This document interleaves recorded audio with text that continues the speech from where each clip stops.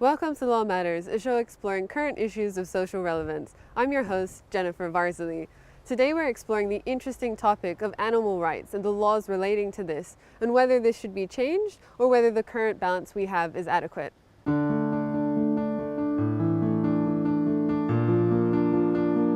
When it comes to the issue of animal law and animal rights, most people now agree that we need to afford animals appropriate protections in our society.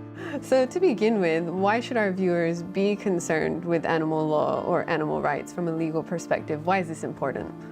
Well, animals are currently treated as property under U.S. law and the law of many nations. And ultimately, that means they don't have any more legal rights than this chair. And so current legal protections are limited to anti-cruelty, which means that animals are protected against unnecessary harm in the process of being exploited for a variety of purposes, whether it be for food or for entertainment.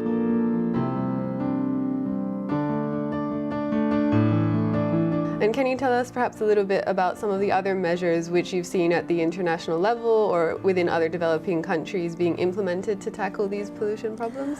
I mean, everybody is just experimenting, and I think very successfully so in a lot of places. But some of the issues, as I said, really arise from things like power plants.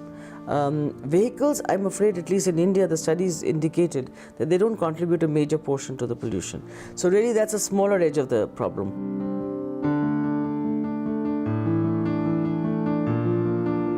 The EU is an economic and political partnership involving 28 countries. It began after World War II to foster economic cooperation with the idea that trade partners will be more likely to avoid conflict.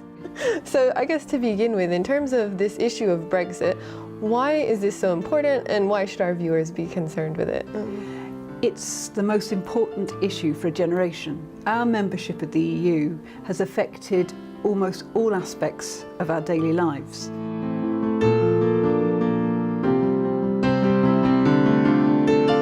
And what about unemployment figures? How do you think these might be impacted?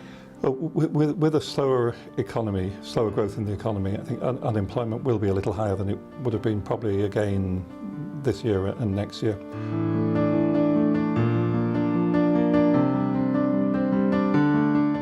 It is estimated that 2 of the world's key smuggling rings or smuggling routes generate almost $7 billion for criminals. And as long as we see that these are the profits that are being made, you will see this criminal conduct continue to occur.